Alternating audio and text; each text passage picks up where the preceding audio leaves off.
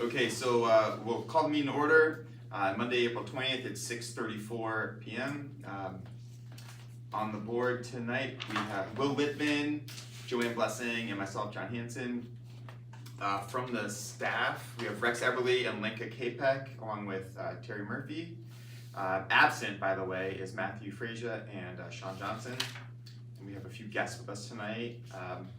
The first thing is if anyone had an opportunity to review last month's meeting minutes, and if anyone wants to make a motion to approve those. I'll make a motion to approve last month's meeting minutes. I'll second. Alright, so motion by Joanne, seconded by Will. Is there any further discussion, or do I say that after? No, that's it. Okay, all those in favor? Aye. Aye. Anyone opposed? Hearing none. So the approval of the meeting minutes passes. So we'll start with correspondence and public comment. I'm just gonna go down the list. An email from President Preverty inviting the Rec Commission to the South Kingstown Little League opening day ceremony. Yes, so Mike Preverty, who's the president of the Little League, invited the commission as guests of Little League to celebrate opening day on May 2nd. It's the 75th season for South Kingstown Little League. Nice. So that's at Tuckertown, and starts at 9 a.m. and then the VIP arrival is at 11 a.m. I'm gonna say you are VIPs. I'm not certain, but you should be, because Rec Commission is always very supportive of the Little League. So if you plan. What's the date on that? May 2nd. May May 2nd, second. yes. It's If you do plan to attend, they do have an RSVP link. I can send you that link via email so that they'll know who's coming and who's not. Do you know if any one of us goes, if they make anything, or if we stand up, or are they gonna clap, or can I sneak They in would the back have as a to, father? they would have to tell you that, like if They you would. respond as a representative of the Recreation Commission, they may acknowledge, you know, I'm sure there may be town council people there and school committee people, whomever. Yeah. But the Little League is very good about recognizing the Recreation Department and the Recreation Commission because of the facilities that they use, which is Tuckertown and Broad Rock and And how Old Mountain Field. well Mountain kept Field they are and by Town Rex. Farm. How So- far? Totally. Yeah. Yeah. Curtis Corner, so. Alright. Well, that's good to know, and I think we're going, I can't remember. We also have an email from Jay Campbell regarding the nature programs and grants. Yes, Joyce Campbell is our nature Joyce, right. center coordinator, and she does all the youth programs through the nature center, and many camps in the summertime. But Joyce did write up an email about some of the exciting things she's got going on, and the funding that she's got coming in. So she's gotten a Kingston Hill Gardeners grant, so she presented to the gardeners, and they, Lenka, do they give money or do they give in-kind activity? They give money. Well, Okay, they have in the past. I believe this is money-based as well. okay. So she indicates that the past few years, the grant has helped fund in part gardening programs that have been free or reduced for families to enjoy. So there's that one, and then the email goes on to talk about a litter-free Rhode Island spring cleanup micro grant, and actually that check just came in the mail today. It was $500, and throughout the month of April, she is coordinating to clean up Tri-Pond Park, which is where the nature center is located, with volunteers, Girl Scouts, and so she's very excited to share that news as well. Joyce does a phenomenal job with the nature programs. She's been doing it for years, and her camps are always really popular and well attended, so we're really happy that Joyce is on our team and does a great job. Did I miss anything, Franca? I think you got it. Okay. So it was nice we got a report on those grants. It was nice. Great, great news. Good for her. I'd like to, is that it for correspondence and public comment? We do have members of the public here, so I'm not sure if Dorothy wants I do have something to say. Sure, go ahead, Dorothy, just state your name, because we have for the record, Okay, you want me right here? wherever you feel comfortable, Wherever it's you feel fine, yeah. I feel comfortable here, I can Okay. see everybody. I'm Dorothy Hill, and I'm the chair of the Bike Pedestrian Advisory Committee, BPAC.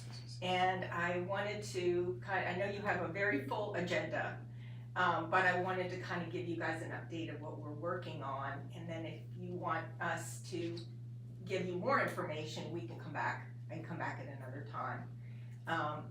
So Luke Murray, the deputy town manager, asked if we would assist in surveying the bike path crossings. And I know that Rex, I think, has already done some work on that. But anyway, he provided us with overheads of all of the crossings. And wanting us to let him know what actually RIDOT did and didn't do. They said they were going to make these improvements, and we're going back to check to see if they did them. Also to say what isn't there, which should be there, and we also taken photos of these intersections from every possible angle, and you know, if you need me to share these with you at any time, so we can let RIDOT know exactly where there should be a sign that's missing. What we've done so far is just the intersection where Route 108 or Kingston Road, the bike path, and Railroad Street meet. That's the most complicated, I think, intersection right there. And so they had suggested, or they were going to replace several signs. Meanwhile, now there are the flashing lights that are there instead. Some of them really don't work for the community because you can't see them. One of them is broken. The other one, if you're coming from east to west, you can't see it. You couldn't see it until you came around. So anyway, we're just providing survey data on that, which for Luke, in order to then speak to RIDOT about what they may have missed and what they may still need to do. And then also to be able to use that information for Safe Streets for All. So in some of the intersections, they have already noted these things are things that should be added. And so now we have the documentation for it. So it's ready to go when we get the money for it. So that's one thing that we're working on. Another thing is with Councilmember Wedgemont proposed something that was called the escape plan, and it's a way, hopefully an off-road way for villages north of Route 1 to get to villages and the town beach south of Route 1, and it's a huge long-term goal to make that happen. And so we're starting to look at that.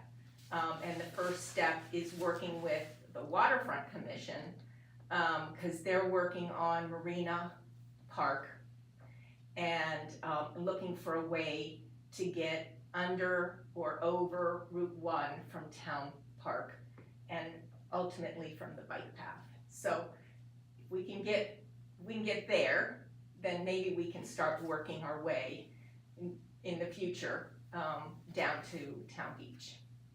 So that's something that we're working on, and obviously you guys should be involved in that. And I'm sure that you are. We're just in the very beginning stages. I'm gonna meet with Mr. Stash? Mike Stack Mike is our harbor Stack, master and yes. natural resource officer. He's involved in Marina Park heavily, and just as a little background information, we had included funding in the capital improvement program for a master plan, like a look at Marina Park and Town Farm, to consider how, what a vision might be for a long-term plan for that, both of those areas, and whether or not there's a way to connect but heavily on the Marina Park side in terms of how traffic flows in there, how the park and the leased land is laid out, and parking in general. It has become very, popular, and we've been feeling the pinch on parking and just access to that area over the last several years. So that's kind of where Dorothy's coming in, talking about a potential connector from one side of Route 1 to the other. Yeah. Which at one point they were connected. Before Route 1 was constructed, that was one park. I see. So that's a big project, and I'm hoping at some point we can get folks together and do, have maps with everybody's input on how we can maybe work our way through to Town Beach. And then the other thing that we're working on are always are ways to connect from one part of town to the other, public pedestrian and bicycle, off-road, on-road types of things. And one thing that came up at our last meeting was during some phase of the Curtis Corner, I don't know if it's called Curtis Corner Middle School Plan or the fall The athletic fields. facilities? Yes, yes. Curtis Corner, the plans for the athletic facilities. So, I mean, I know because I get out on my bike and I'm around every little nook and cranny to get from the ball fields, and you can weave your way through to Route 108. And we were talking about ways that we could, encourage through signage, wayfinding for people to get not only to the ice cream shop and the pizza parlor, but also if you're on 108, that you can come through that neighborhood and work your way over to the ball fields and also the bike path. So some of those connections we're talking about, and those obviously relate to the work that you guys are doing, and also from the Commons bike path, working through Old Mountain Field, and then working our way over to the bike path again to make these connections. So if there's anything you guys are interested in, you want to share with us, or we should get together and talk about anything, please, reach out and let me know. That's it. Thank you for your reporting and hard work. Okay. Can I ask a question or two? Sure. Are there in that Peacedale area where the bike paths crossing 108, are there things that the state has said they're going to do and have not yet done? Is that what I understand? Or is they're still working through their list? Well, there are a few things. Road markings, they were going to repaint some of the crossings. I think it says trail crossing. Those they said they were going to do, and it didn't look like they had done that. But I think all of the signs look like they're there. I think the only thing is the placement of these flashing lights and where the pedestrian or bike rider would press the button in order to get across. They're kind of mismanaged. So I had a question the other day to Rich Bourbonnais. I said, is there any reason that you can't put the push button, like just have an area where you press the button separate from where the actual alert sign is? Because the alert sign needs to be around the corner, like where Mays Taylor is. And right now, you wouldn't see it until you come around the corner, right where the bike path crosses. One of the recommendations I made in my report was to have motion sensor flashing lights, like down at the bottom of Mumford Road. Yes. Those are motion sensors, so when a pedestrian gets close to that crossing, then the lights automatically flash. Yeah, excellent. But you would put the sign, to alert the driver, not in the same place as where they cross. Yeah, Correct. if the sight line, that's one thing I didn't put in the report, was to move the location of those Yeah. flashing lights, but, They need to be separated, Yeah. really on both sides. But I don't have that technical aspect. I mean, obviously, it would take a little bit more money to dig up and put the electric in there to make that happen, because I don't think you can depend on solar, because it would really need to be there day and night, so. Yeah, thanks Dorothy, we really appreciate all the work that BPAC does and advocacy, you know, just to keep us on task for accessible, you know, bikeable, walkable places. And obviously we've spoken about Marina Park a lot lately, you know, ever since the dialogue with the hospital, always with the, you know, overall intention of rejoining, you know, those two. So I hope it does happen, and I'm sure that your group will be, you know, a stakeholder in that. Yeah, So, well, we wanna make sure that everybody can get safely to the beautiful parks in town, cause that's key to me. Yeah. Thank you Thank for you very everything much. that you guys do. And all of the work and conversations regarding connecting north of Route 1 and south of Route 1, thanks in advance. We also have Austin. Oh, yeah. So, this constitutes a motion to add an agenda item to tonight's meeting agenda. And if I could make a motion to add an agenda item to discuss a special use rental request for Saugatucket Park for the Ocean State Renaissance Fair. So, motion by Will, Second? second by Joanne. All those in favor? Aye. Anyone opposed? Hearing none. I skipped the any further comment part, but maybe we can do that part right now. So motion passes. When you have Austin, welcome. Thanks for joining us. Thank you. So I'm here about the Ocean State Renaissance Festival. We did it last year as well.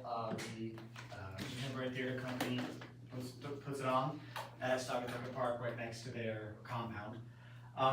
So this year we were hoping to do it again. The 29th and the 30th would be the Saturday, Sunday. The actual dates for August 29th and 30th, sorry, would be the actual dates for the fair. And then the Friday we would ask for a setup day. Nothing would be fenced or anything like that. It's just open.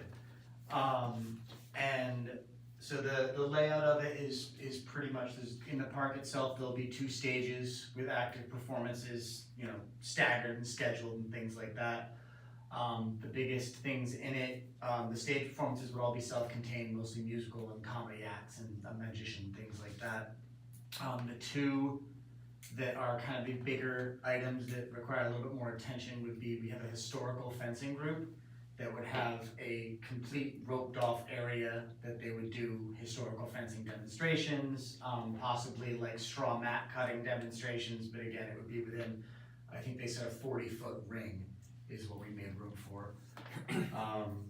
So it would be a lot of view from High Street into it would be nice throughout the town, looking into the park. Anybody driving by would be able to see, you know, stages set up and people performing, and there would be a very large amount of, we're looking at about 40 different craft and art vendors. A lot of local, we're taking away anything AI or 3D printed or anything that's mass produced and isn't actually, you know, crafted. So it's looking to be about 40 vendors set up, as well as about 10 performers, about 12 food vendors, a couple of trucks, and then a couple of tables, like 10 by 10 tents for that. Let's see what else I have in here. And Austin, the difference from this year to last year as far as the number of vendors and stages, can you just So kind of we're tell us a little bit pretty about the much- difference? We're pretty much at the same as we were last year, except last year we had a very large circle in the center of the field that we're mixing all together, so we're actually gonna have less performance space. And I'm taking some of this, last year it would be the same amount of vendors and the same amount of food trucks. The performers in the park itself would be the same number. The only addition to the lineup basically is an encampment of pirate reenactors. So they would take, it's actually a crew that I'm involved in myself. It's a lot of fun. They do Mystic Aquarium, they do Gatsby and Warwick. They are the crew that's always camped out in the state of Rhode Island. So they have, I think, 7 classic tents, you know, historically accurate tents, and they set up and cook over a fire and, you know, like traditionally and everything like that, and just, you know, insult people and be piratey. Yeah, pretty much. But it's a lot of fun. There's a lot. They have a historical table set up where they teach a lot of, you know, the actual historical piracy, the Golden Age piracy and everything like that. And the historical fencing group also has a large historical setup where they teach the history of the weaponry and techniques and things like that. So we are mostly looking for the space for those.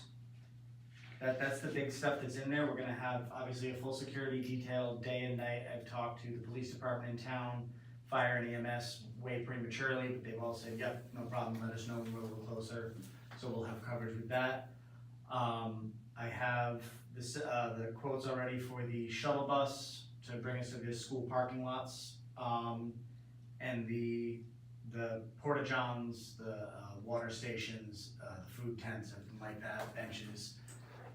So there's really nothing we need from the Parks Department except for the okay to use the space. All of my vendors have been told they either need a town license or will get a one-day license from the theater or the town, whether they're selling food or goods, basically.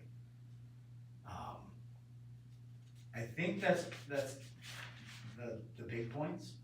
So Rex, you wanna give a little background too? We've met with Austin once already.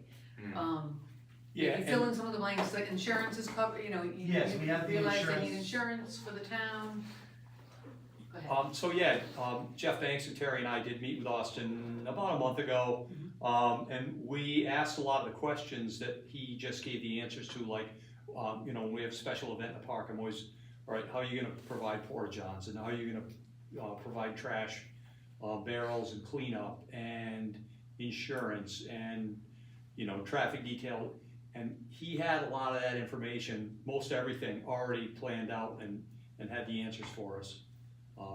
So from a park, like, maintenance standpoint, I feel confident and comfortable with it, especially because this is the second year for this event.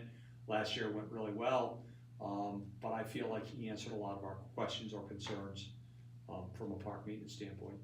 So a couple of things just to remind the commission is that this is a fee-based event, so the park does get fenced off. So there is, However, if you show up to the park and you are, I'm not here for the Renaissance Fair, we're not gonna tell anybody you cannot go into a public park. If you show up with a group of 6 people in costume, we're gonna ask you to pay for tickets on your way in. But tickets are sold mainly beforehand. There are some at the door, but there's big lines. So it is the one-off person who is actually there for the park. And last year, I know there was an issue with a couple phone calls from residents saying, hey, how come we can't get in this park? They must have met with the wrong people. So we're making sure that in our signage, there'll be something that is known to everybody at the 2 entrances that will have, hey, if you're here for the park and you're just a resident or someone driving by, you can go walk around the park. There's a lot going on, but like you can go walk around the park. And what do you have any idea what percentage of the tickets you sold last year ahead of time compared to people actually wanting to pay at the venue? So we sold a good amount last year because I believe our final numbers were somewhere in the 3,600 range of customers per day, and I think we sold over 2,200 online. So it was probably 2/3 of it was online, I would say. And you guys are going to promote that to try to get a lot of the online sales. We have already started selling tickets online. Okay. We better last year I was involved. Last year I was involved in a much smaller scale. So I was last year kind of running around more and figuring out the stuff for this year because I was brought in at the end. So things like the trash, I know was an issue last year. We have a couple extra dumpsters that we're bringing in and dumping it, like keeping it at the theater. And we have someone I've already hired to take care of the trash maintenance, anything like that, clean up after the fact. So it's just, it's all steps to polish what was last year. The only other thing, you did mention cooking over an open fire, so you may just want to make the fire marshal aware of what type of grill or whatever you're gonna have the open fire in. Yeah, I spoke to him about that. Yeah. Just told him the basis of it. What they normally do is they come up with a straight shovel and dig out the sod in a circle, and then they have a ring that goes in, and there's already a burn mark over there, where someone had a fire, exactly where I plan on putting them. So I was actually gonna pitch the idea that we'll dig up that spot and like throw down grass seed on our way out the door, because there's a scorched. So would it be just one, or? Yeah, it's one small, and it's not large, the fire itself is this big, it's got a 4-tiered iron with just a cauldron that hangs over, and everything else just gets placed in the fire. But it's no bigger than the seat of one of these chairs. Were they burning something at the skirmish? Yes. So what, Austin, what would Was be it the cold cost day? of admission? The tickets are $15 a day, or I believe it's $25 for a weekend pass. Kids under 8 or under 6 are free, I believe. And there is a military discount as well. There is a Friday night event that happens in the theater's courtyard. And if you buy tickets for all 3 events, there's a discounted price as well, that I have somewhere in these books. 'Cause I believe it's 40, so it would be 60 because it's $45 for the Friday night. So you get $10 off if you buy the 3-day weekend pass. So it's 50 for the 55 for the weekend. So this event also gets bumped up to the town council level, if it's approved by the rec commission because of the size of it. Mhm. So it's a, Yes. mass gathering, special event permit. And that is how it went last year as well.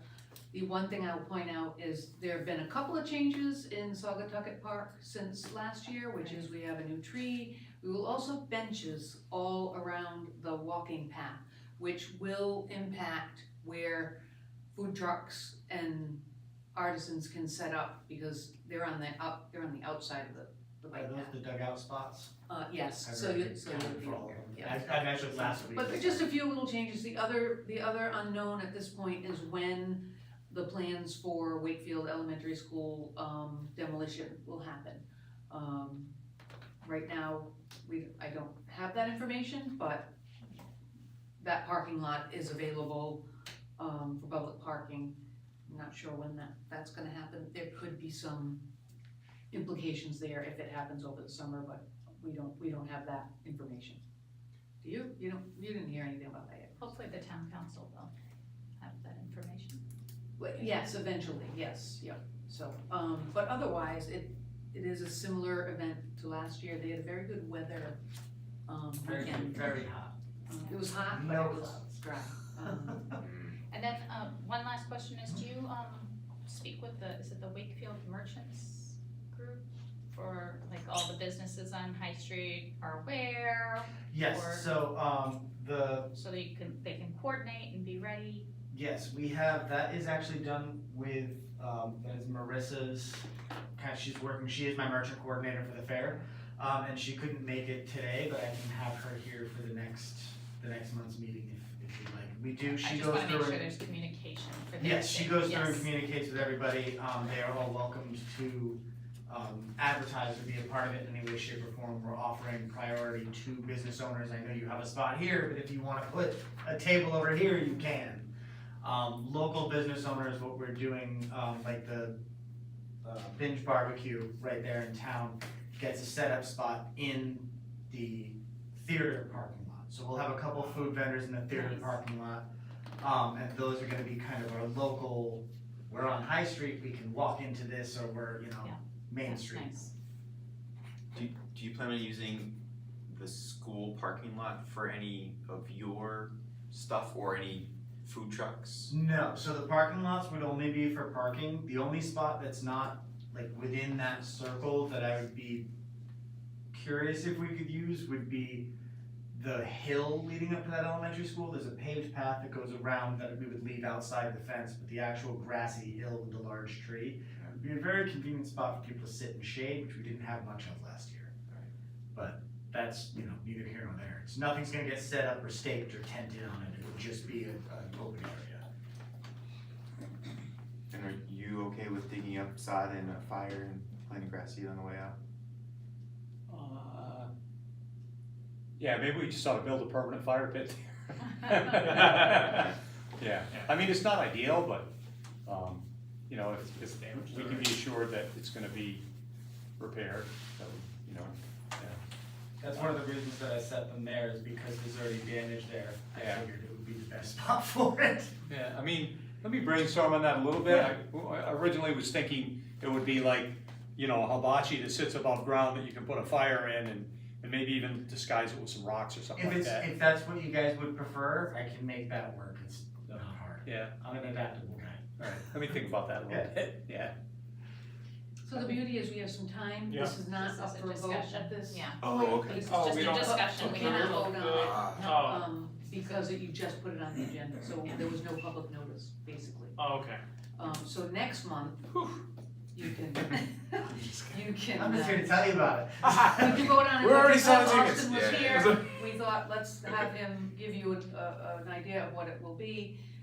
We can have further discussion with him over the next month and then bring it back, and if need be, we can have Austin come. I'm sure he'd come back if we have further questions. Cool. Yeah, thanks Austin, thanks for Thank coming in, you. Yeah. and explaining Appreciate everything it. to us. I think it was a, you know, really popular event last year. I think it's great for the town. It's a great use of Saugatuck Park. Yeah. Just shows how integral of a gathering space that is for our town, and it's really nice to have the CTC involved in Absolutely. using it, and yeah, It's looking exciting. forward to passing a motion to approve next month then. Excellent. I'm excited to be involved. Okay. Awesome. Yeah, thank you. That's Thanks, awesome. Thank you. Thank you. For next month, I'll make sure that I have like a full site map. I'll send it to you so you guys can know Cool. what it's gonna be. That's great. Does it make And sense? you're welcome to stick around for the monthly financial Yeah. report, but you can Very- bail, man. It's all good. Yeah. Very exciting No stuff. Feel free to get out of here whenever you want. I'm on two boards. I Okay. understand. I've been in John's seat with the, where do I start this?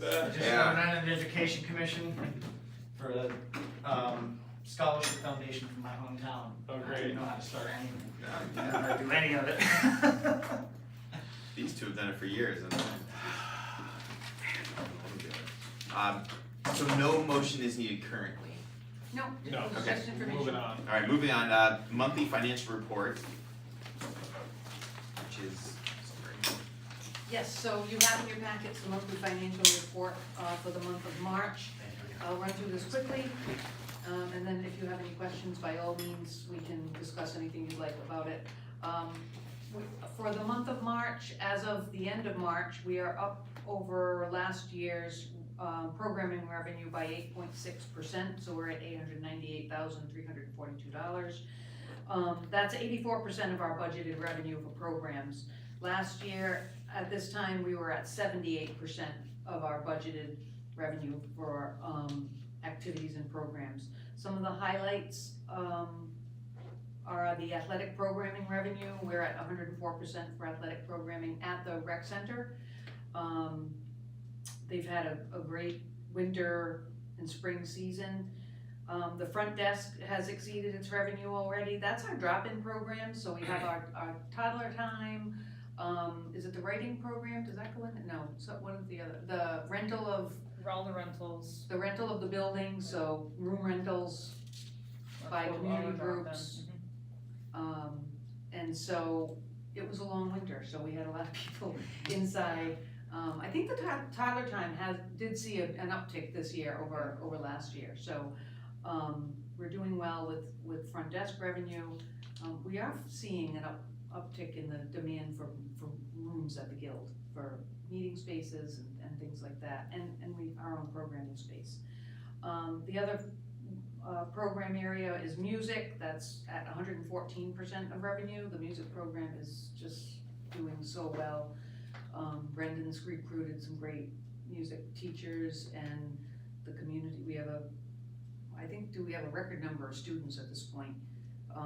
So we're doing very well in the music program, and everything else is doing fine, where we should be. The rec department revenue is a little lower, and I know I've asked you this, Lincoln, in the past. that is our outdoor programming, like our leagues, tennis, softball, pickleball.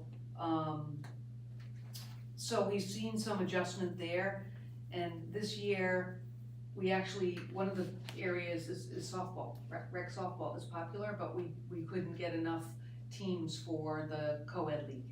It's kind of dwindled. We noticed that the demographic is older.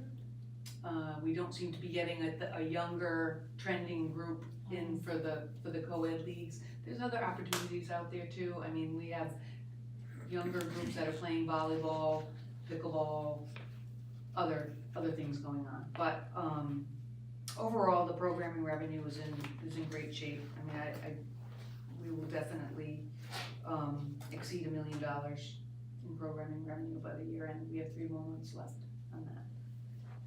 Any questions?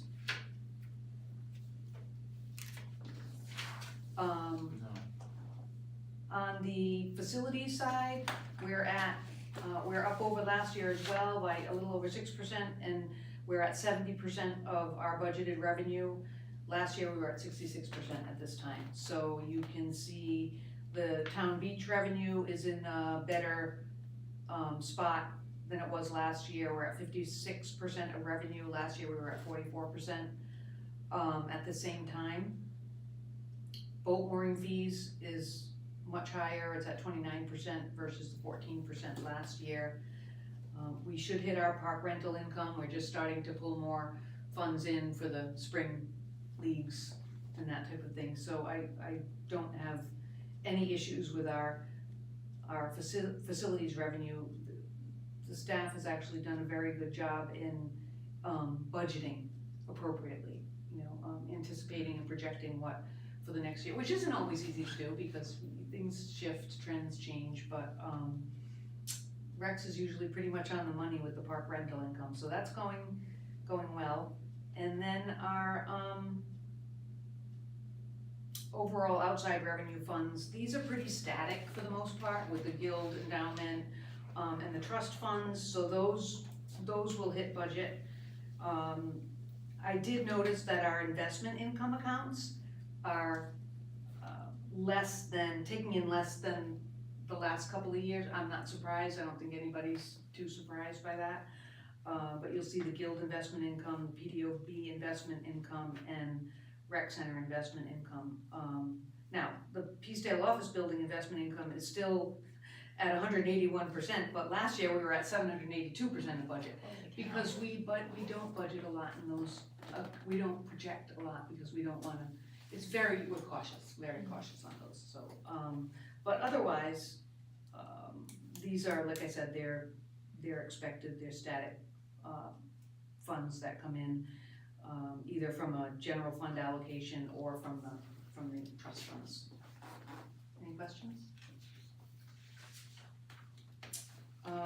And then on the expense side, we're at overall in each of the funds, the general fund, which is our largest budget at 2.4 million, is at 71%, which we're 3/4 of the way through the year. That's expected. We were lower last year. I think you recall we had some vacant positions that weren't filled, so we were artificially low last year. The guild fund, we're at 72% of our total budget. Peacedale office building, we're at 59% of total budget, and the rec center is at 79% of total budget, which is a little, it's higher than last year, definitely. It's a little over 3/4, but we tend to decrease in our payroll as spring comes. We close on Sundays, so payroll goes down. I don't have any problem with where we're at on the expense side on the rec center. Questions? And then, the accounts that we're monitoring, they really haven't changed. It was our overtime, for the most part, our parks overtime. We were able to have funds reallocated from seasonal staffing because we hired, 2 people last year, so we had funding for that. So we are able to cover it. We are not, we still expect to be on budget. We're not looking seeing that we're gonna be in the red in any of our budgets, but, we are watching overtime, and we budgeted a higher overtime number for next fiscal year, to account for that. Otherwise, maintenance of buildings was another area in the rec center. We did move money there to cover, some unexpected repairs. Again, we're in fine shape overall, but it's nice to be able to say, here's why, when you see the year-end budgets, why we may be over budget. And we are looking at capital, particularly for rec center, to really know that it is almost 10 years old and we have to have money to be able to replace and repair. We're repairing the motors that move the basketball nets, things like that, and it all costs money, so that's where we are with our monitoring accounts. I already went over the Peacedale office building fund. Unless you have any questions, we're taking in our rental income and the self-support income, which again is Cycle SK for the most part, renting the third floor studio. And they're continuing to do that, so. And then we did not have any activity in the month of March in the Friends account.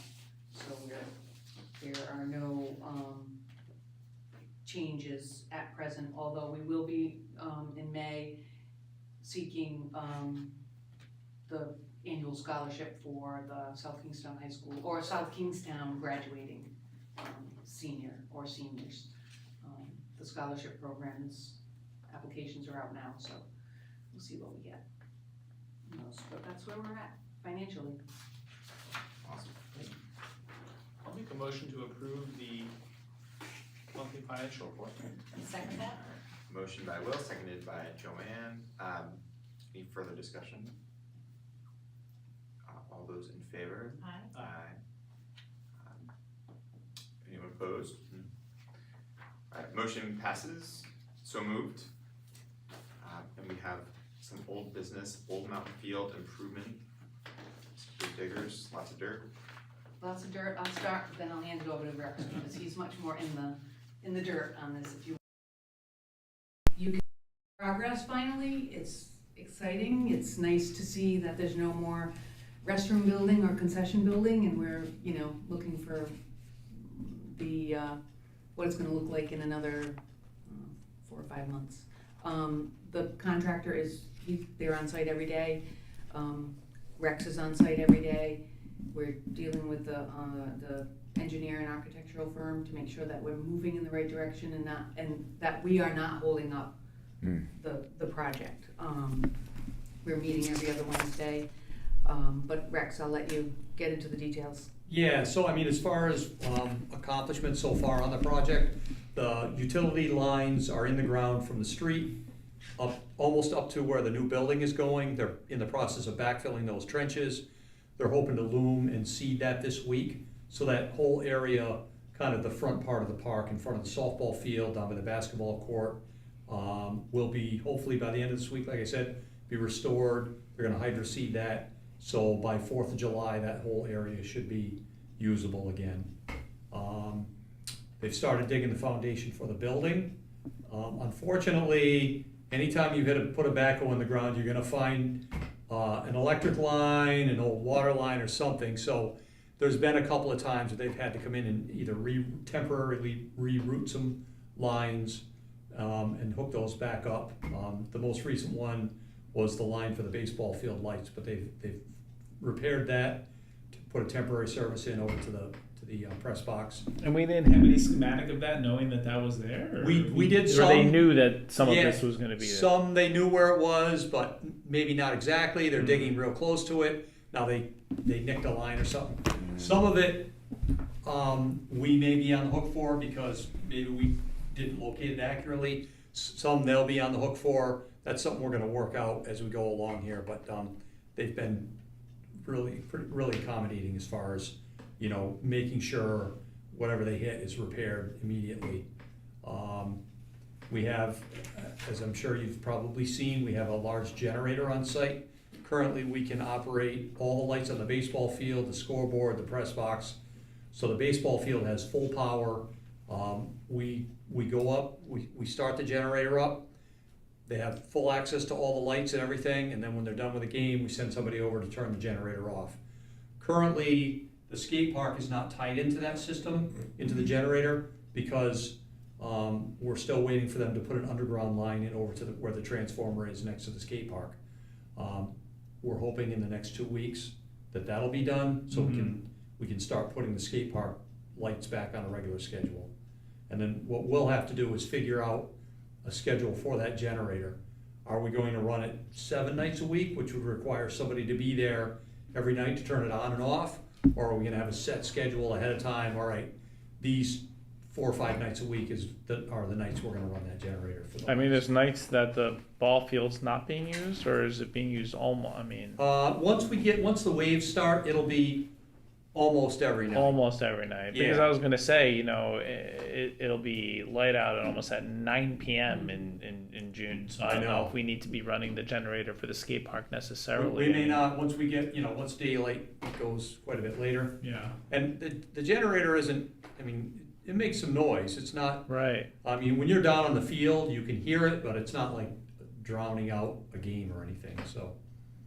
You may have seen, there was an article in the newspaper, in the local paper, I don't know, a few weeks ago.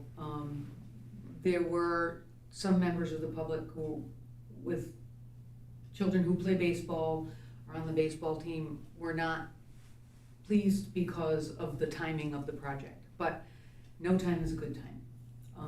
We had snow on the ground through, the middle of March.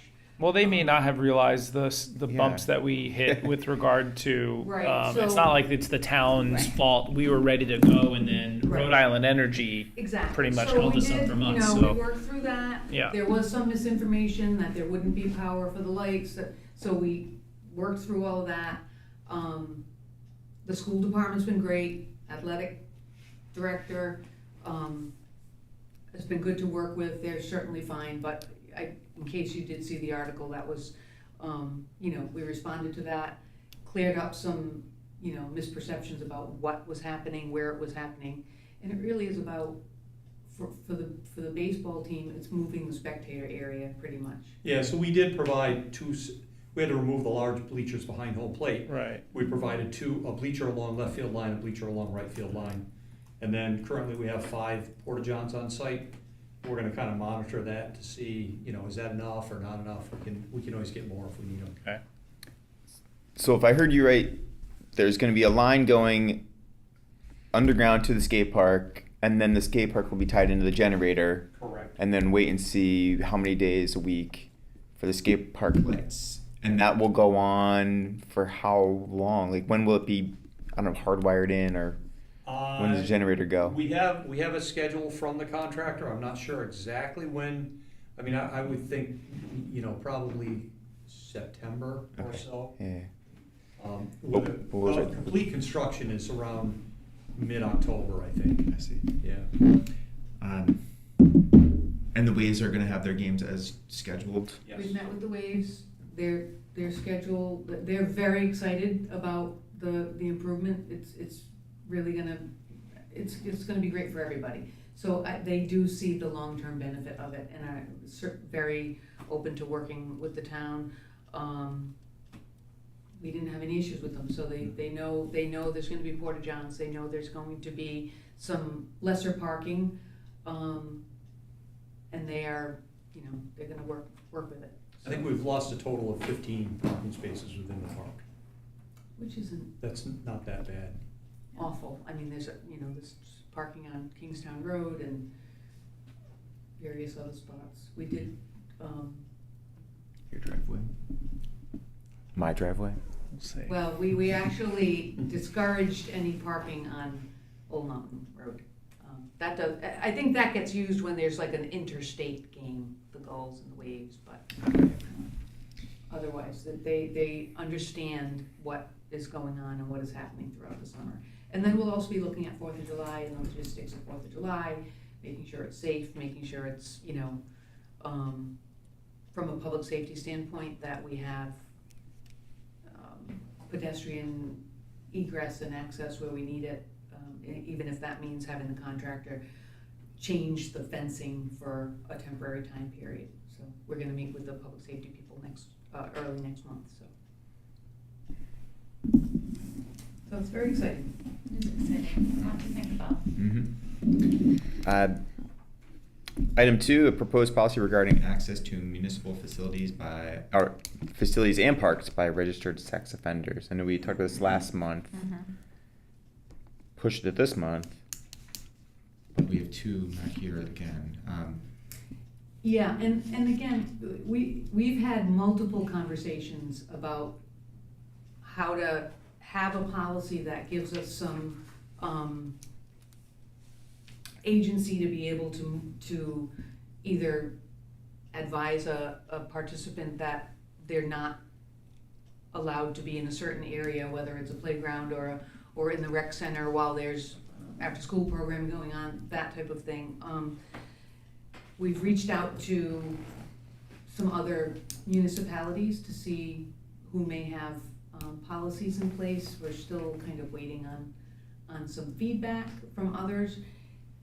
It's a difficult thing to address, but with the notification requirement now that the police department are required to notify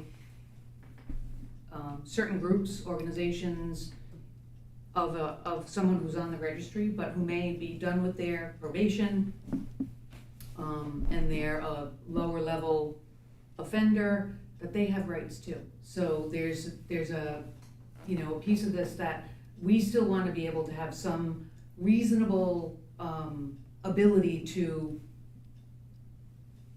basically cordon off, if you will, areas that we know are our youth activity areas. If we recognize that there's a particular individual that might go to the rec center every day or once a week or whatever it may be, so that we can be aware of it and we can also set some boundaries beyond what is already required. This does not supersede any law at all. I think I mentioned it last month. We did run it by the solicitor's office, and they did not have any problem with it because it didn't go against any of the legal, the law that's already in place. It just gives us a little more, gives us some response to people who are aware that, we've been notified that there are folks in the community that might be using our facilities, and what do we have in place to respond to this. So it would be nice to have a full 5-member commission here to look at this a little more closely, and we have made some edits to the draft policy.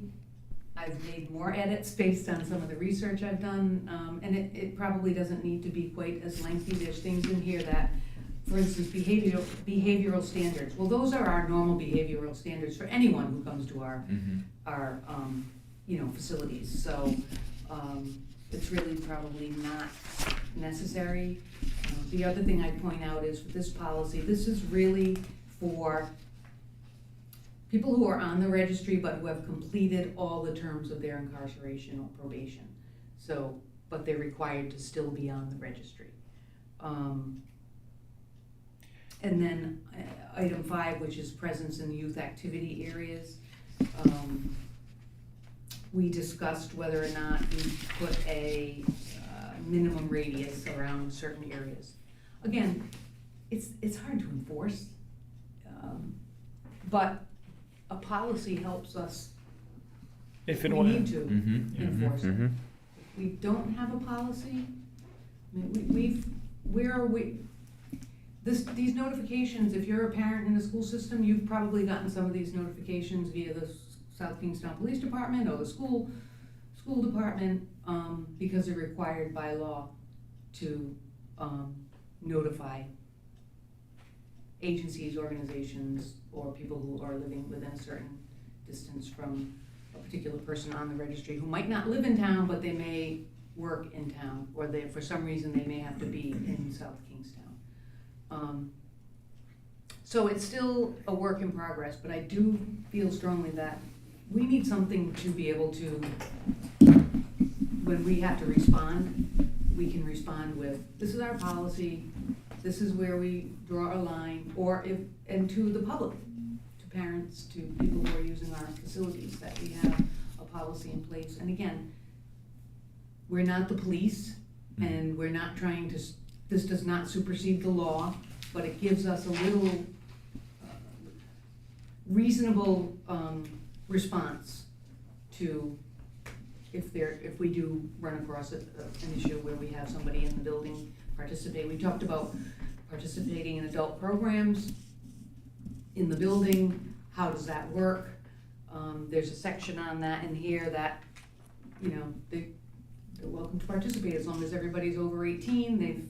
They're on the registry, but they're not, they're done with their incarceration. What does that look like, though, when it's a public building where there are other things going on and there are common areas, and Right. so it Yeah. it gets a Sharing little sticky. facilities and- And we need to have something that we can hold on to be able to reasonably say, you know, this isn't gonna work for this particular program or facility or. Terry, you're still kind of vetting out what they do in other communities a little bit, or? Yes. Okay. Well, it's funny, I did hear back, I reached out to a few of our neighboring communities, those that have robust programming. Yeah. We think we might put it on the agenda for the Rhode Island Recreation and Park Association to have a conversation about it. Because I have to agree with you. I think, first of all, it would probably make sense if all five of us are here to really kind of have a back and forth, you know, dialogue about what the proposed policy should be. And if you feel like maybe there should be a little bit more time, I mean, kids are still in school for another month, play, you know, so, you know, a lot of our summer camps and those type of programs are not happening in earnest yet at the Guild. So I'm totally fine with kind of acknowledging where we're at right now and continuing the conversation to next month. Is that something you want, Terry, or would you rather, because we do have the ability to amend this again. If we adopt this and we feel it needs further amendment, we can still do that. Is that correct? Well, yeah, the commission can We can, amend a policy pretty So- much at any time. Well, do you think it's important that we have something on the docket tonight then? In this version of it? I think not necessarily, but because I would like I think it would be helpful to have all five members present, Okay. to have the discussion, and let's get it right if we can the first time. Okay. So we could wait till next month. Yes, and what I may do is I did have a conversation briefly with, our chief as well, and maybe what I can do is also bring him into the conversation again and see if there's a, you know, maybe we have SKPD represented at our next meeting too. And when does the Rhode Island Parks? Yeah. They meet every month, It's so. this Wednesday. It's this, Yeah. what's the, so it's this Wednesday, yeah, so, but and I can reach out individually, which I have to 5 different departments, so, we'll continue the discussion. There's many layers, Yeah. so just wanna make sure we can have something, and maybe it's too detailed, maybe it needs to be a much more broad, policy, and I'm not trying to be ambiguous in any way, we're just trying to get it right. Yeah. And we really need the commission Yeah. to, you know, be thoughtful about it as well. I'm happy with whatever you're both happy with and you're happy. I mean, if a provisional approval is helpful, then do that. And if waiting to get it right after the meeting with the police officer or the chief here and with Sean and Matt here, yeah. Yeah, because I had What thought you prefer? you coming forward and like setting this up in advance, Yeah. thinking about this, because it is important, and I think it's important for us to have that in response to parents and in response to the safety of all our participants and kids. Yeah, I mean, we have a mechanism if we needed to now, which would be the police. I mean, if we had to Right. do that. So, if we can make sure we have something before summer camp starts, I mean, does that sound? I mean, it's May next month, so it's So prior we still to have, yes, summer so, camp season. yeah, I'm comfortable with that. And, Okay. and I will have probably more information and maybe some reworking of this after a discussion with other, colleagues and the police again, So we should make a motion to table it one more month, or continue it. continue it. Okay, you can I would continue. make a motion to continue this. Sure, Month. I'll second that. Motion by Joanne, seconded by Will to continue the conversation. And add it to the agenda next month. Is there any further discussion? All those in favor? Aye. Aye. So moved. Forgot where I- new business. Number one, Saugatuck Park Improvement Project, lighting, electrical water service upgrade. Yes, actually, items 1 and 2, are good news in that there is some, balance of American Rescue Plan dollars that, was available for shovel-ready projects. It has to be spent by the end of 2026.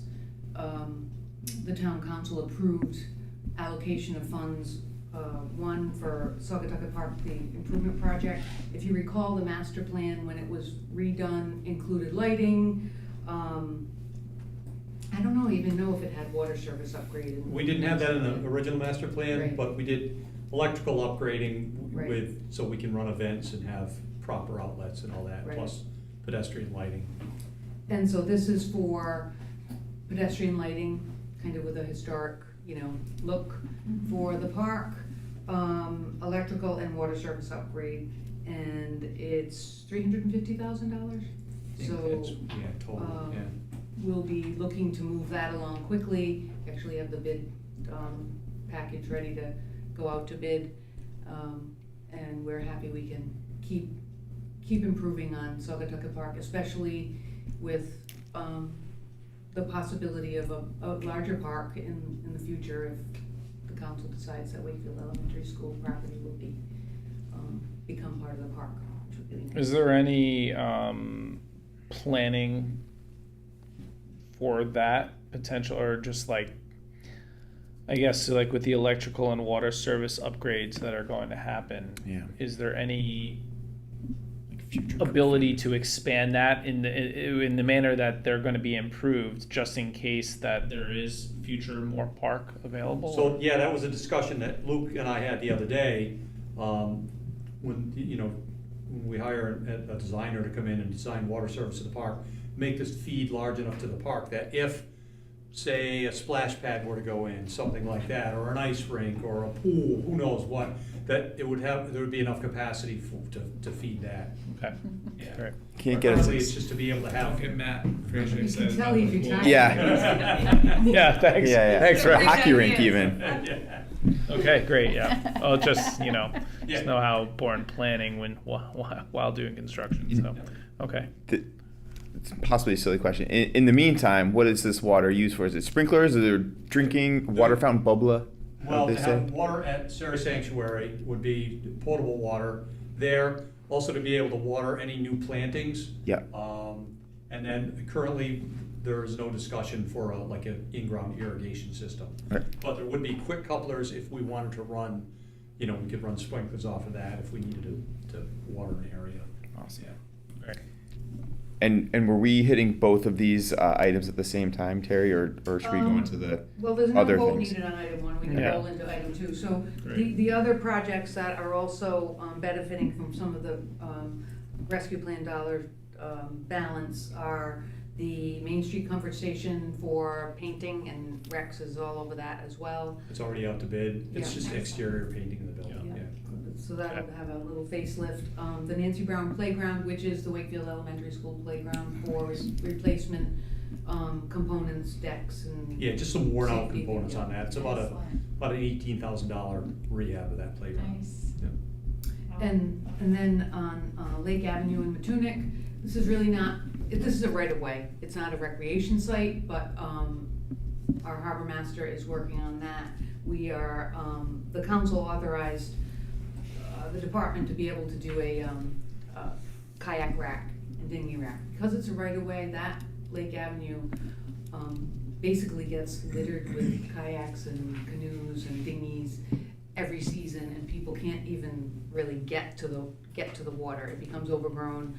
Highway department can't mow it or maintain it because there's boats all over the place. So Are they able to clear some of the invasives by the water? yes, yeah. So they've already removed some. Yeah, and it's actually under a spray program right now. A local contractor is following CRMC guidelines and they performed one spraying in the fall, and it's like a 1.5 to 2 year process as it comes back to be resprayed.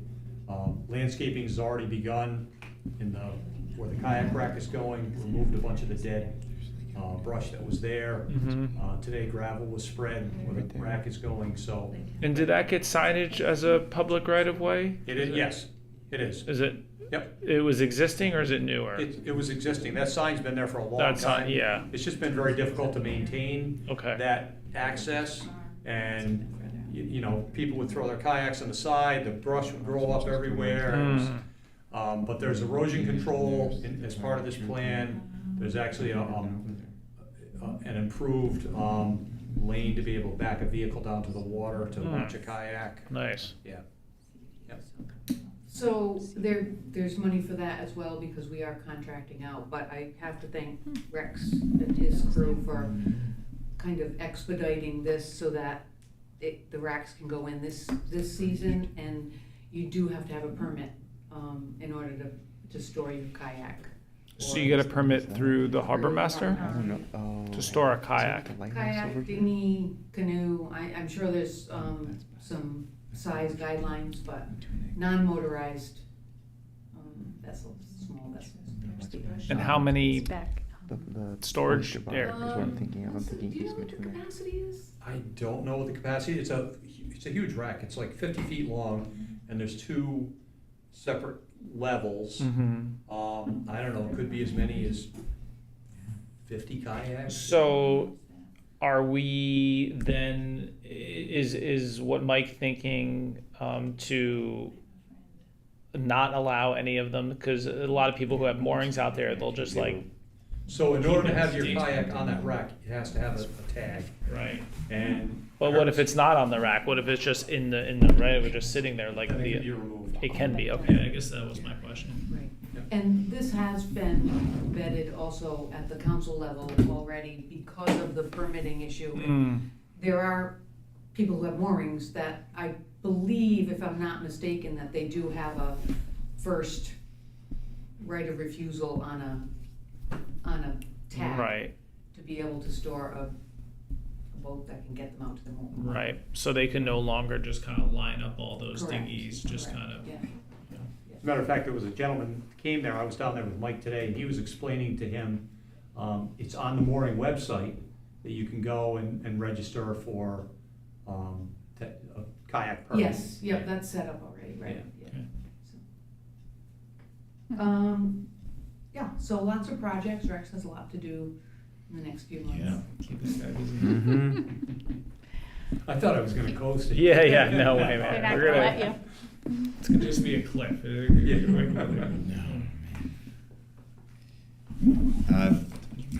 Division reports, item H. Rec is first. Is that all right? Rec or Rex? Recreation Division monthly report. Sorry. Rec is first. Very happy to report in March we opened up for summer camp registration, and second year now is Civic Rec, and it was flawless. We're seeing the numbers of in-person registration going down the second year now as well. So it's great. It's happening. And then it was also, I'm happy to report, for the egg hunts, we, first year, I think, since my first year in this position, we held them on the date that we were planning to, and we held them outside. Oh, the egg hunt. Yep. Yeah. So we had our flashlight egg hunt on Friday night at Old Mountain, and then our morning egg hunt here, at Broad Rock. Well, let me rephrase that, at the Softball field. softball field. We were originally gonna have it at the play field, but it turns out Broad Rock PTO was running their coyote chase, Yeah. which we were not aware of. But we pivoted quickly and it went off without a hitch. Actually, our team likes the softball field better, so we might be moving there permanently moving forward, pending. Nice fenced in area. Yeah, it really. I think only boot camps are impacted, if anything, but it was great. Well attended, both events, and everyone left happy and full of candy. Excellent. Yeah. And then the rest of March was just our regular programming. If anyone has any questions. Get enough volunteers to step Easter eggs. Yeah, so we get the middle school kids after school to come over, the Junior Honor Society. Oh, cool. And I think it was 78 hours worth of egg stuffing. That's a lot of hours. A lot of candy. It's real piecework, it's like. Yeah, Yeah. it is. Pass on our thank you.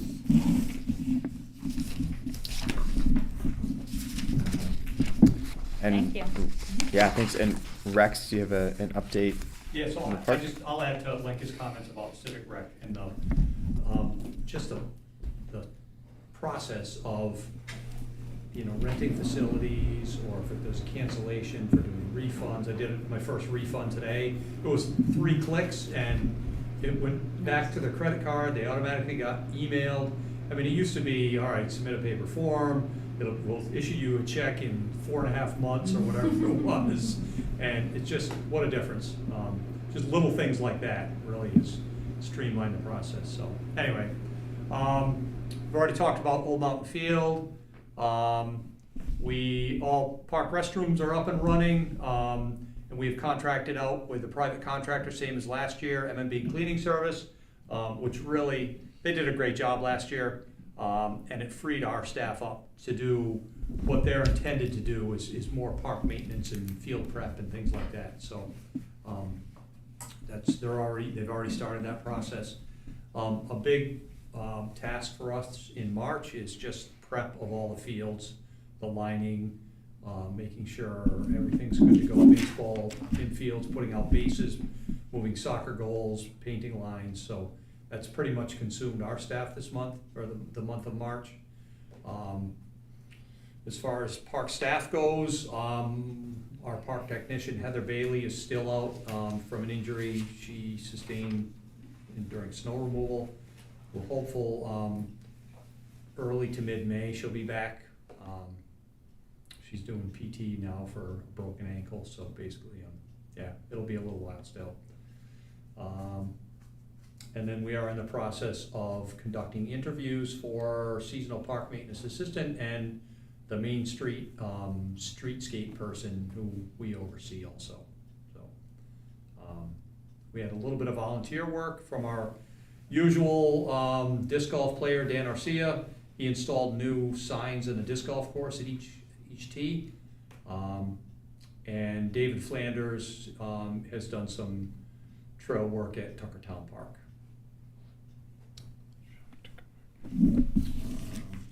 The fields are great. Thank you. They're finally greening up and growing. Actually, today was the first day we mowed some of the fields and realized, they really needed it, so, but it makes a big difference. Already mowing season. Yeah. All that warm weather really got everything growing, And rain. didn't it? Yeah.